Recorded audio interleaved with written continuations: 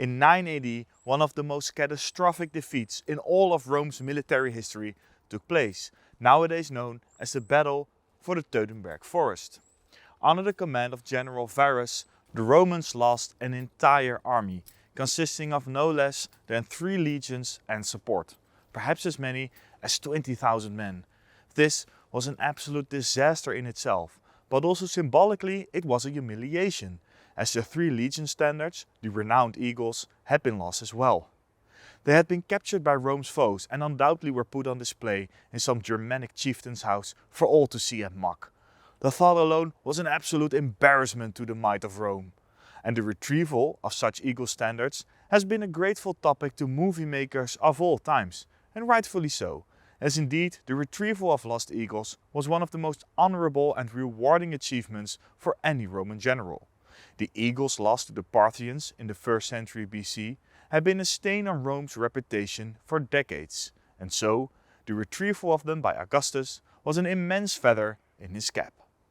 In this video we want to tell you the often overlooked story of the retrieval of the eagles lost at the Battle of the Teutoburg forest, and the importance and above all meaning of this to a most unwanted and unlikely new emperor, Claudius.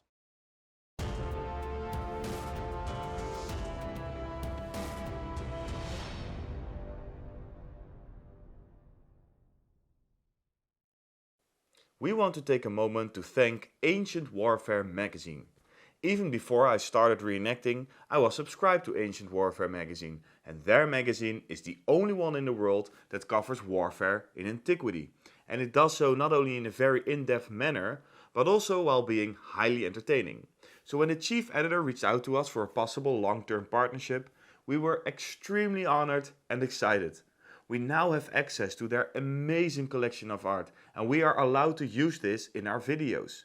And because of this, we can truly improve the quality of our videos.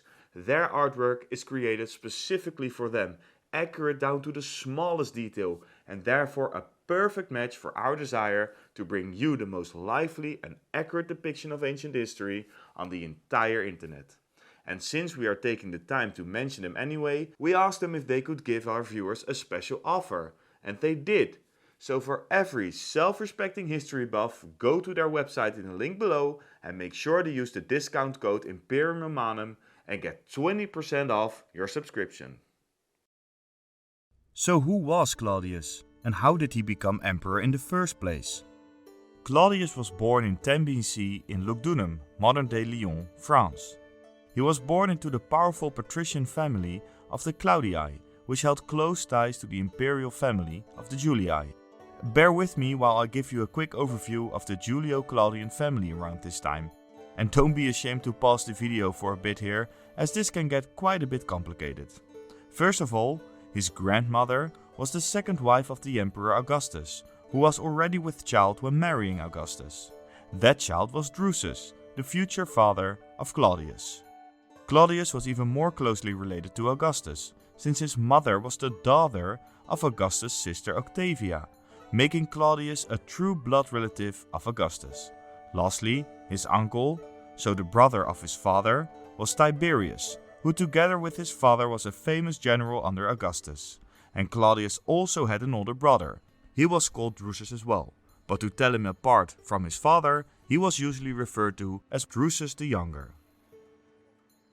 His family's connections to the seat of power were so strong that he and his brother were clear potential successors to the throne one day. They grew up in and around the imperial family and even lived inside the palace in Rome. Fate seemed to have clearly favored his brother though, as Claudius was born with numerous physical ailments that, in the eyes of the Romans, disqualified him as a potential emperor. His brother, on the other hand, was both charismatic and physically impressive. Being the eldest, his brother also adopted their father's honorary title of Germanicus, posthumously awarded to their father for his campaign in Germania. So from an early age, it was Germanicus and not Claudius who was being readied for imperial succession. Explicitly so, because Emperor Augustus demanded of his adoptive son and heir Tiberius to adopt Germanicus as his son and heir in turn. So, Germanicus was officially recognized as the next in line after Tiberius. He also walked the appropriate political ladder, serving the predetermined functions at much younger ages than normally allowed.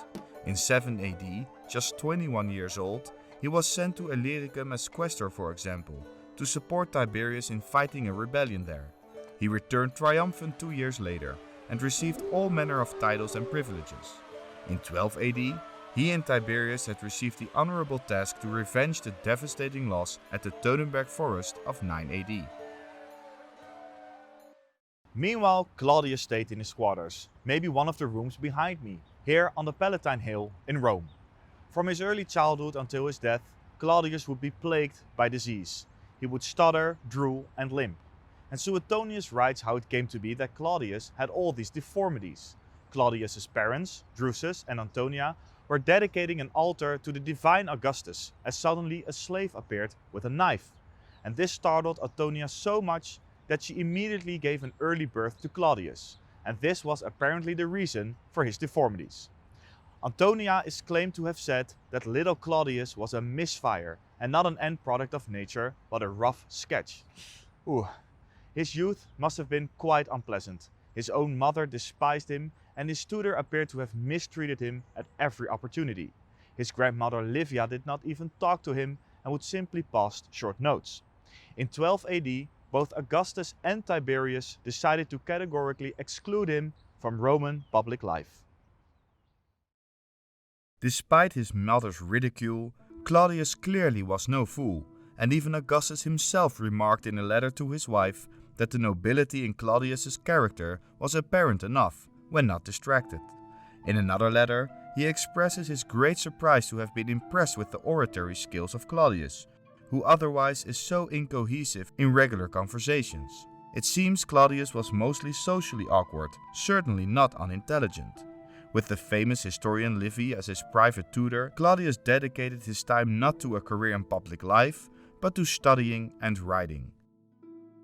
One of the first works was on the history of the civil wars, in which he may have been overly truthful and painted Augustus in a negative light.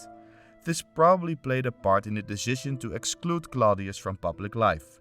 After that, he would write dozens of other books, amongst which an autobiography, a treatise on the alphabet, a book on dice playing and multiple books about Roman, Etruscan and Carthaginian history, all in Greek. His scholarly interest made him particularly popular with the Senate and equestrian class.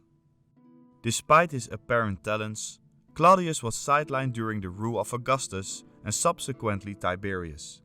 By the time Tiberius died of old age in 37 AD, Claudius' brother Germanicus had long passed away under mysterious circumstances, as had Tiberius' own son. Normally, this would have been the opening for Claudius to receive the power, but Tiberius disliked Claudius and had appointed the son of Germanicus as his successor, Caligula, who was only 25 years old. To confirm the legitimacy of his rule, Caligula felt the need to emphasize his connection to his famous father Germanicus. So, with Claudius being the brother of Germanicus, Claudius finally was put in the political spotlight by granting him the office of consulship. Claudius' political success was short-lived, however, because the consulship only lasted for 2 months. After that, Claudius was once again shoved aside, and the ridicule rose to new heights under the reign of his sadistic nephew. This trait would become to cost Caligula very quickly though. Caligula met his early end on January 24th, 41 AD. As he was returning from a game in the theater, he was assaulted by his own Praetorian guards. He was stabbed 30 times in total, just like Julius Caesar. The reason for his assassination is not completely clear, but Suetonius writes how it was a personal vengeance by the officer of the Praetorians, whom Caligula had made fun of time and again for his high-pitched voice, calling him names like Venus. Others believe there were deeper political motives involved. The sudden power vacuum had made the people fearful of another civil war, and they flocked in panic to the Forum. In the meanwhile, the Senate met in the Temple of Jupiter, squabbling about the future of the empire and possible return to the Republic of old. Remember, Caligula was only the 3rd ever Roman emperor, and no clear successor had been prepared for this very moment. The atmosphere must have been extremely tense, as the public waited to see how things developed. The assassins quickly moved to the imperial palace and tracked down Caligula's wife and children, murdering them in cold blood on the site. No relatives with a claim to the throne were allowed to survive. That is, none that could actually form any threat to the Praetorian guards. Claudius, being a relative and potential successor to the throne, feared for his life and hid himself as best he could. Clearly, Claudius hadn't played much hide and seek in his younger years, as he hid behind the curtain and was quickly discovered by the Praetorians. What happened next though must have come as yet another major shock that day. Instead of being murdered like the rest of the emperor's family, the Praetorians pulled him out from behind the curtain and proclaimed him emperor. That the Praetorians did so was no personal preference for Claudius. On the one hand, the Praetorians owed their existence to the institution of the empire, and so needed another emperor and not a return to the republic like some senators desired. Moreover, Claudius must have felt like a rather safe choice, as he did have sufficient legitimacy to him, being closely tied to the imperial family and being a learned man, while at the same time he must have seemed rather harmless. And on top of that, for sparing his life and proclaiming him emperor, he was now greatly indebted to the Praetorians. So, Claudius was subsequently taken to their camp and the Praetorians proceeded to force the Senate to ratify their decision and make Claudius emperor. And so it happened that the stuttering fool turned emperor by a curious twist of fate. With the backing of the Praetorian Guard, Claudius' position was secure for now, but in the long run he'd be wise to find a way to strengthen his grip on the throne by ways of his own competence, for without it he would be easy to overthrow. And one of the most effective ways to prove one's worthiness of the throne was by military conquest. Not only would this show the public the emperor's ability to protect the people and the empire, but ever more important, it was also a sure way to win the sympathy of the army. Without the sympathy of the army, an emperor was that much more vulnerable to usurpers coming from within the army. And so, Claudius' military adventure began early in his reign. Raids by Germanic tribes from across the Rhine presented him with such an opportunity. Claudius duly decided to send an army across the river to deal with these insurgents. And, although he himself would not be present, this mattered little, as when a general achieved a victory in a campaign commissioned by the emperor, it was regarded as the victory of the emperor himself, and the other way around in case the army was unsuccessful. Germania Magna had been a headache to Rome since 9 AD with the defeat at the Teutoburg forest. Losing 3 legions at once had traumatized Emperor Augustus at the time, so Augustus sent his best generals, later Emperor Tiberius and Claudius' father, to set things straight. They were able to restore Roman pride by recapturing 2 out of the 3 eagles. However, 1 eagle was still missing. After Augustus, Emperors Tiberius and Caligula had failed to retrieve it. It had been an open wound for decades. And so, this presented Claudius with a great opportunity to finally prove himself. The campaign in Germania took place in 41 AD. Claudius appointed 2 generals for the task, Servius Sulpicius Galba, the governor of Germania Superior, and later emperor during the crisis of 69 AD, and General Aulus Gabinius Secundus. Preparations for the campaign started in 40 or 39 AD by collecting large quantities of supplies and allocating soldiers to their jump-off positions. Supply lines were established and soldiers in their camps were anxiously waiting for the command to advance into enemy territory. In 41 AD, it was time. Galba would go after the Chatti, a tribe based in the area of the Upper Weser, and Secundus would campaign against the Chauci, a tribe based in the lowlands between the Ems and the Elbe River. The retrieval of lost eagles was always a very significant accomplishment for any general or emperor. When Crassus lost his eagles in Parthia in 53 BC, Augustus went to great lengths to get them back. He succeeded in 20 BC, albeit through diplomatic means. Nonetheless, this was one of his biggest successes and portrayed proudly on many contemporary statues and memorial reliefs. Similarly, the retrieval of 2 eagle standards from the Teutoburg forest by Germanicus and Tiberius had been a cause for great celebration in Rome and directly led to the creation of a triumphal arch, which unfortunately has not survived till this day.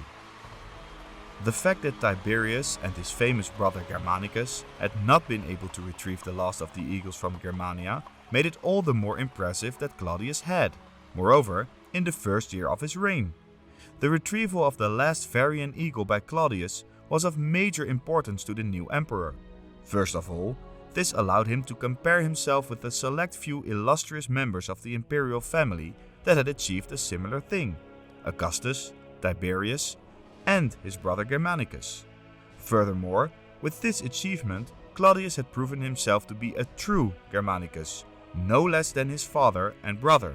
He was no longer the clear outcast, but finally a worthy member of the family and honorific family name. On top of that, his military success earned him the honorary title of Imperator, traditionally reserved only for the greatest of generals. Whether luck or competence, the gods were clearly with him. This early military success solidified his rule like nothing else imaginable. Claudius, rightly so, must have felt greatly empowered and lusted for more victories, as only 2 years later he launched his invasion of Britain, and with success, managing to conquer most of it and introduce it as an official province.